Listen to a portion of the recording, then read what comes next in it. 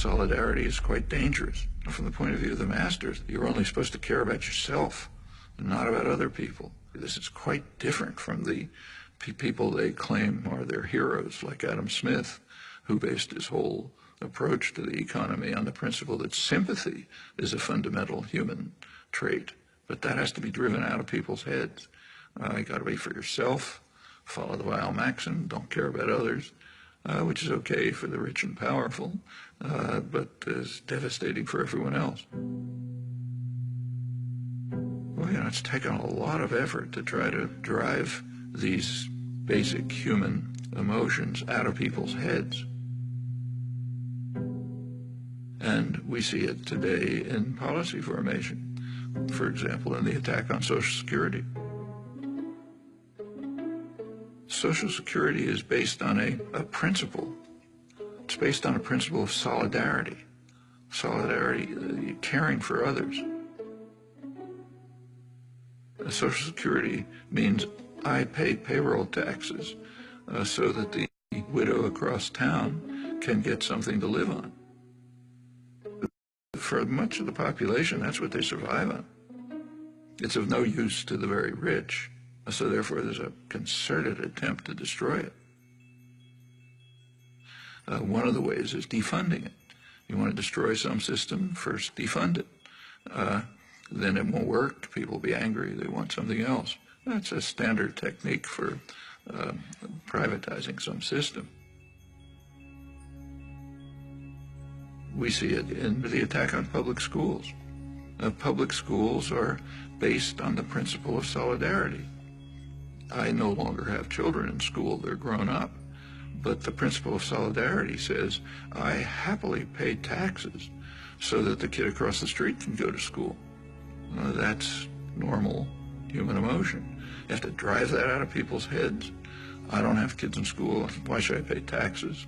Privatize it, so on.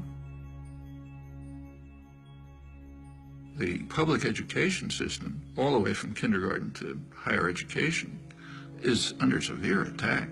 I mean, that's one of the jewels of American society.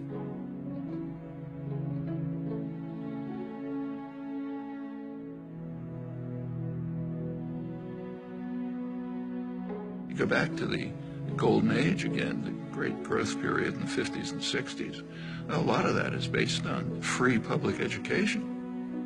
One of the results of the Second World War was the GI Bill of Rights, which enabled veterans, and remember that's a large part of the population, and to go to college. They wouldn't have been able to otherwise. They essentially got free education. Where a community, state, or nation courageously invests a substantial share of its resources in education, the investment invariably is returned in better business and a higher standard of living. The U.S. was way in the lead in developing extensive mass public education at every level. By now, more than half the states, most of the funding for the colleges comes from tuition, not from the state. That's a radical change. And that's a terrible burden on students.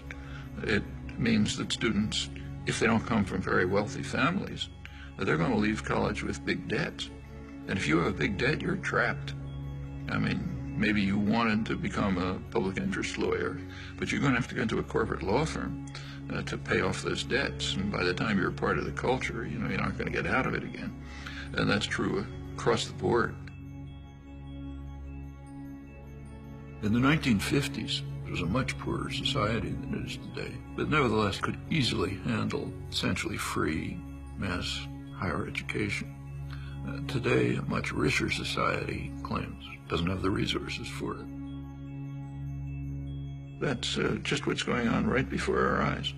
It's the general attack on principles that, not only are they humane, they're the basis of the prosperity and health of this society.